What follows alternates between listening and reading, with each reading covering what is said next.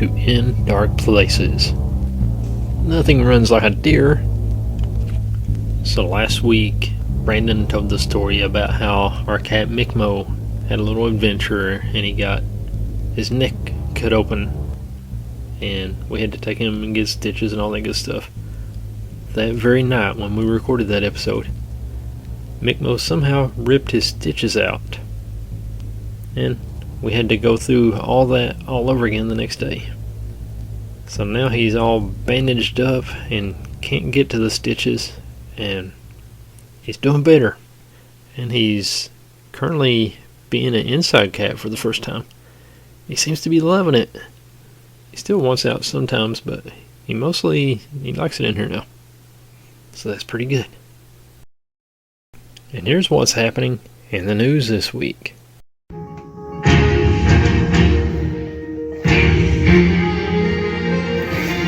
This is Mr. Haunted, your In Dark Places news correspondent with breaking news. This story, I thought when I first read it, was out of Florida, but it's actually out of Oklahoma. It's called Oklahoma Man Kills Friend to Avoid Being Eaten by Bigfoot. This is by Antonio Planas. Thanks, Antonio.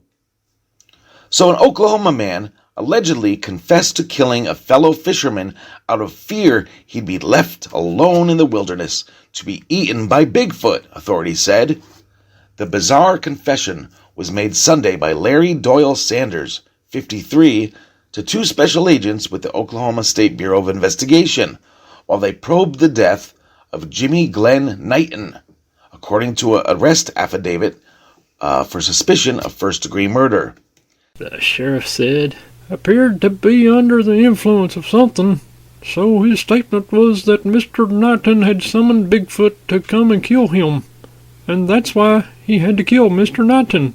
Sanders and Knighton had gone noodling in the South Canadian River the previous day, Sanders said, and the two men had gotten into a physical altercation. Larry claimed that while at the river, he discovered Jimmy intended to feed him to Sasquatch/Bigfoot. Larry indicated Jimmy attempted to get away from him so that the Sasquatch could eat Larry. Larry would not let Jimmy get away. So Larry punched Jimmy and struck Jimmy with a stick. Larry and Jimmy fought for an extended amount of time on the ground.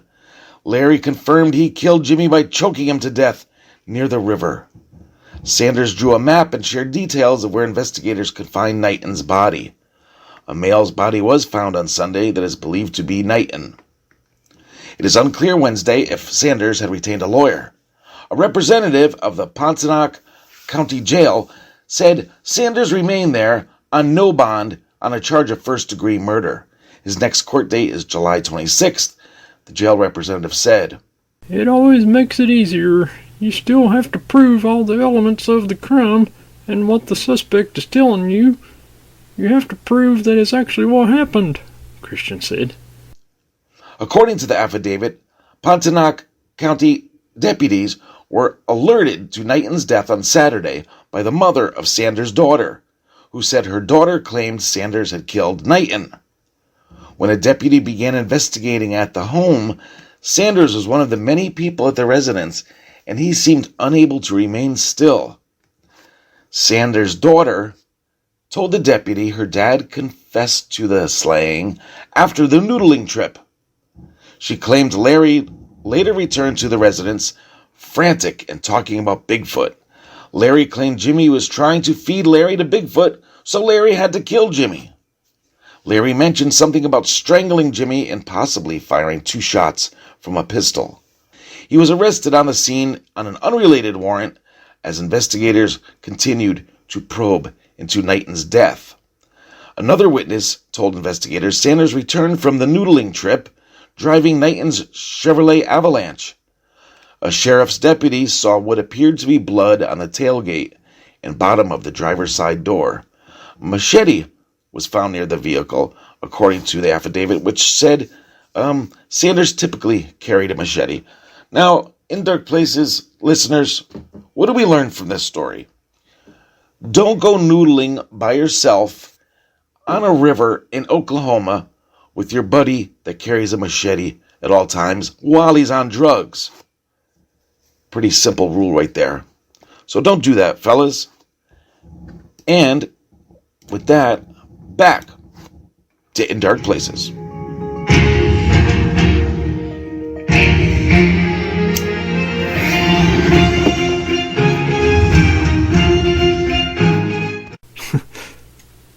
I never did watch the Larry Sanders Show, but I heard it was pretty good. Maybe a different guy. Here is the Nicolas Cage Meltdown of the Week.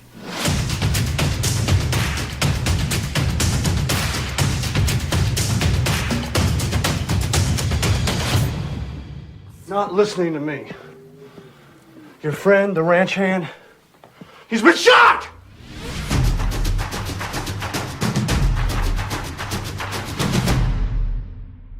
Our buddy Tracy sent this story in. Thanks, Tracy. Idaho wildlife officials discover elk boneyard on Craig Mountain. By Dak Collins. Thanks, Dak. Officials with Idaho Fish and Game made a grisly discovery at the base of a steep slope near Lewiston last week. Amidst a pile of rubble and debris, they found what Northwest Sportsman magazine referred to as an elk boneyard. Officials found at least 15 elk heads, along with fur, broken legs, spines, and countless other bones. All of this is elk, says IDFG Senior Wildlife Technician Mark Shepard in a video, which I'll provide a link for. He filmed of the discovery. At least 15 heads of 4 collars found and a lot of broken legs. The collars that Shepard refers to are GPS radio collars that IDFG uses to track and monitor elk. He explained in a press release that the agency had received a mortality signal from one of these radio-collared elk earlier this year. The signal came from within Craig Mountain Wildlife Management Area, which is located along the Snake River near Lewiston. With the data and GPS location provided by the collar, wildlife staff were able to navigate to the location of the collar, said Shepard. When wildlife staff arrived at the location of the radio collar, they discovered the surprising but unfortunate story of what had occurred.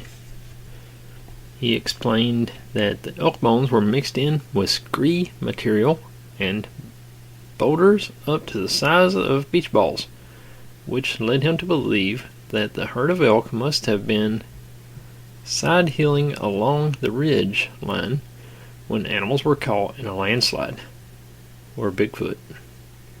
The slide then apparently carried the elk almost 1,000 feet down a steep rocky gully. In addition to all the bones that were found, wildlife technicians came across 4 radio collars in total. I'm sure there was scavenging, Shepard says in a video, but with so many bones it's hard to say which ones go to which collar. This is quite common in Bigfoot activity. People believe that these sasquatches have massive boneyards where they kind of collect all their bones and eat their dinner and stuff. So this kind of goes right along with Bigfoot. When you talk about Bigfoot, the average Joe citizen will just laugh at you and say that Sasquatches don't exist. Then you get these other guys that'll say, yeah, Sasquatches exist, but they're only in the Pacific Northwest. You can't find them anywhere else.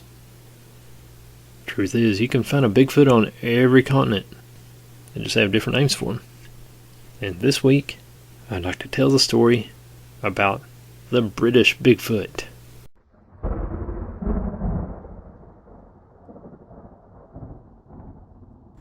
Bigfoot has been spotted 10 miles from Bristol by 100% sure train passenger by Tristan Quirk. Thanks, Tristan. It has become almost an accepted phenomenon right across North America, but now a man has reported that he saw a Bigfoot-like creature walking in a field just 10 miles from Bristol. The eyewitness said he was on a train from Exeter to Bristol Temple Meads, which was approaching the city on a bright Friday morning in November last year. So who knows what year this was? I don't know. When he saw a massive creature taking huge strides along a hedgerow. The report was made to the British Bigfoot Sightings Group, a team of researchers based around the country who collect and investigate sightings of upright, hairy ape-like creatures in this country. The man reported that he left Exeter late in the morning, and there were a few people on the train as it approached Bristol. In my carriage was probably 10 to 12 people, most of them with their head in their mobile phones or morning newspapers, he told researchers. I haven't been on a train for years, so I was keen to take in the scenery. About 10 miles from Bristol, we were traveling through an area, and in the fields to my right, I saw something large in the middle of the field walking.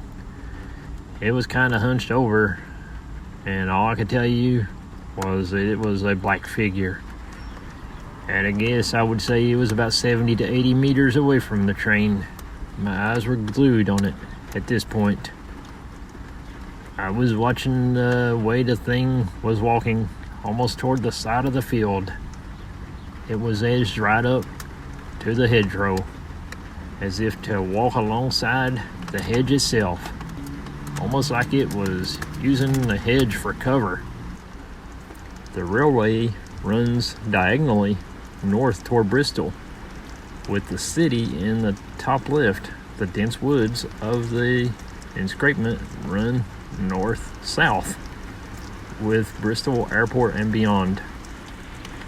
To my eye, whatever it was seemed to take massive strides, and it was covering the ground very quickly. As I spun my head around to the left to see if anybody else on the train had seen what I was looking at, I was surprised to see that nobody was really looking out from their seats in my direction, or any direction other than down, to be fair, he added. If the eyewitness's judgment that the sightings took place around 10 miles before the train arrived at Temple Meads is accurate, it would put the sighting to the south of the railway line between Nilsea and Yatton stations. The courtside in this point is low-lying wetland between the M5 and the wooded hillside escarpment that runs up to Bristol Airport. I would imagine 5 to 10 seconds was all I saw it, the eyewitness added. But it stood out to me as strange. To start off with, I didn't think it was a Bigfoot or anything like that until I watched how it walked and the way it hugged the hedgerow. I thought it was probably somebody walking through the field, and if they were not acting in such a strange manner with a strange gait and hugging the bushes to stay hidden, surely a person wouldn't do that, or would look like that. Then about 2 miles later, dude's quite the talker. Then about 2 minutes later, after viewing this figure, I saw a couple walking a collie dog in a field, roughly the same distance that I'd seen the black figure. They were to the side of the hedge line, and I was gobsmacked to see that I could hardly make them out. I mean, I knew they were humans walking with the dog, but I couldn't really see what they were wearing apart from the brightly colored coats. And it dawned on me that they were probably an average size of a male and a female, although what I had seen 5 minutes earlier was clearly not. It was an all-black figure in the field. It was huge. I could see the black-figured arms and legs and chest, compared to the two humans I had seen walking the dog.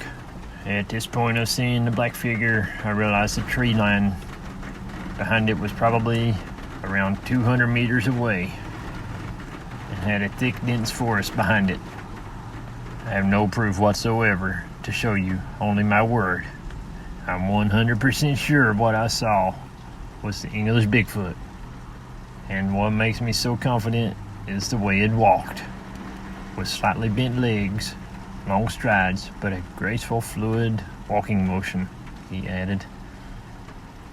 While sightings of a hairy creature, which walks on two legs, are an almost daily occurrence somewhere in North America, and the subject of a TV series, books, and films, even seasoned Bigfoot experts have questioned whether the animal could exist in the British Isles. But sightings continue to be reported to British Bigfoot researchers, from the dense woods of Suffolk to the remote mountains of Scotland. There have always been folklore tales of a hairy, man-like creature living in the forests of England. Back in the Middle Ages, they were known as woodwoes. Sightings and stories of the woodwoes, the hairy wild man who lives in the woods of England, date back millennia. One leading British Bigfoot researcher, Deborah Hatswell, said it was possible a Bigfoot-like creature could still exist in Britain. In 2012, the government produced the National Ecosystem Assessment, and it showed that only between 6 and 8% of the land in Britain is actually built on. The rest is forest, farmland, or wild mountains or downs, she said. People who are open-minded about whether such a creature could exist in the vast forests of North America might think Britain is too built up, but it's actually not. When you look at the reports of sightings in this country, they tend to follow the rivers and forests, she added. There have always been folklore stories about wild men living in the woods in this country. They date back centuries, and those stories have continued. People are still reporting these creatures that look like monkeys in the woods, running across the road at night, and in this case walking along a hedgerow in a rural area near Bristol. The thing that makes this witness so sure is that he was able to compare the size of the thing he saw with two people he saw a couple fields away. The first thought is always, is this a man in a hunter's ghillie suit? But the way it walked and its sheer size makes him 100% certain, she added. He wasn't someone with an active interest in Bigfoot before this incident, but it has changed his life. He found our research group online and found somewhere to report what he saw. Now he's going out, doing his own research, looking for signs in the woods near his home, she said.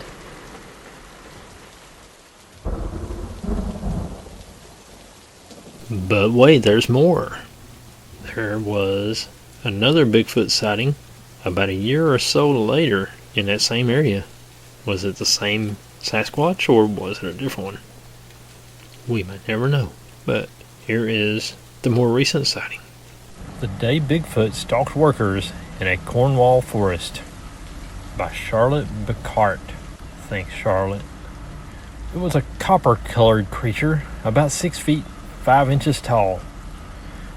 A scared witness has told his account of the day he came face to face with Bigfoot in a forest in Cornwall. The existence of the large humanoid, also known as Sasquatch, has often been dismissed, but decades of sightings from the southwest to the highlands suggest that Bigfoot, or wild men, could be roaming the British countryside. The terrifying event took place about 20 years ago in the St. Maughan area near New Quay. A local man explained how he spotted Bigfoot in a woodland area after the creature had been watching him for hours. The story was shared on British Bigfoot research member Deborah Hatswell's British Wildman Sightings Map. Wow. The spotter who remained anonymous, wrote, "I realized I may have seen the creatures that you talk about years ago when I was working." I think he's got the same voice as that other guy. "I'm kind of in shock, to tell you the truth. So I was unsure whether to get in touch or not. I used to live in Devon and Cornwall, a little village called St. Morgan. I was unsure what to write, as I wanted to say I've seen one of those creatures you see, for sure, and I think there was another one with it, but I only clearly saw one. I used to hear wood knocks all the time down there, and I wasn't sure what it was at first. My boss said when I asked him about the noises and the thing I saw, he said, 'Oh yeah, we call them woodwoes.' It was about 20 odd years ago that it happened. I was in my early 20s, maybe 22 or 23 years old, I think." The young man was working in a field outside of the village when the incident happened. "The only way I can describe it is that it was wooded all around with steep hills, but with a field in the bottom. My old boss used to keep pheasants and other birds up there. People paid him to shoot on his land. He and I were up there on the side of the hill on the far edge, and I remember climbing through vegetation and trees. Anyway, I was talking to him about the pheasants and the birds, and afterward, me and another guy and his daughter were left there to finish off the work, and we were left alone. I remember getting finished and hearing a wood knock about 30 yards away. I couldn't see anything. I looked at them and they looked at me, and we all looked at each other and said nothing. So we just carried on packing up. It started again, louder and closer, and it made me jump. Well, once again, they didn't say anything. They just carried on working. And I was kind of thinking it was perhaps a woodpecker, but no. The group was sharing a van, which was too small for the three of them, so when it was time to leave the field, the man stayed behind. And this is when he saw Bigfoot. I had to wait to get picked up later. This was the reason I stayed. I couldn't make out where the sound was coming from. I could see the edge of the forest where we had been before, and when I had heard it earlier on, I waited on the edge of the forest and I could hear rustling in the bushes. I looked, but my eyes couldn't see anything, and then I guess my eyes adjusted and began to focus because I saw a face. This face was looking back at me, and there were clicks and whistles everywhere. I don't know why I still wasn't sure what it was. I walked forward to try to have a better view, and then it stood up. I don't know why, but I just felt like it was not fully grown.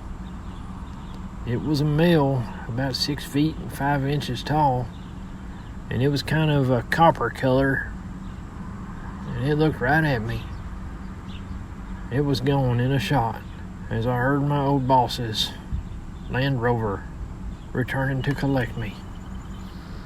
When he got into the vehicle, the witness was lost for words and remained silent. His concerned colleagues asked him what was going on. And I was like, "Has anyone ever said anything about a Bigfoot here?" And he eventually responded, "Oh yes, we see them woodwoes here. Just leave them be." I felt like it had been watching us all the time we were there. And I wish I could explain it more fully to you, as I'm sitting here remembering things about that day. I have heard people say you get a smell with them. I didn't get any smell, and I don't know why. According to the legends, Bigfoot supposedly inhabits the forests in North America. But the British Bigfoot Cryptid and Paranormal Research Group said that sightings of mysterious beasts and wild men are quite common. There are many stories and have been many sightings over the years of mysterious beasts, panther-like cats and monster black dogs and wild men living in and around the southwest of England.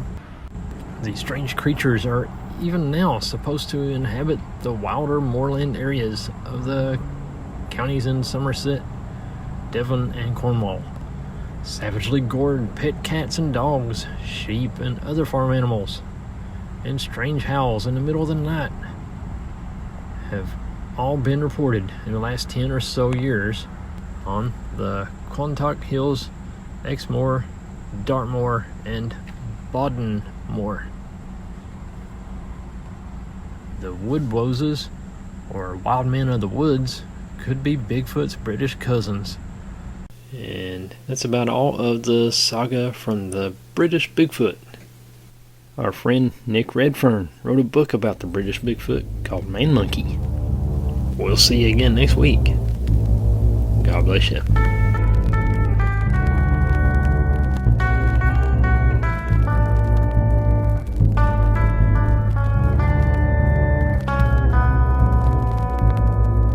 Wouldn't it be cool if the British Bigfoot had a little accent like a little gentleman?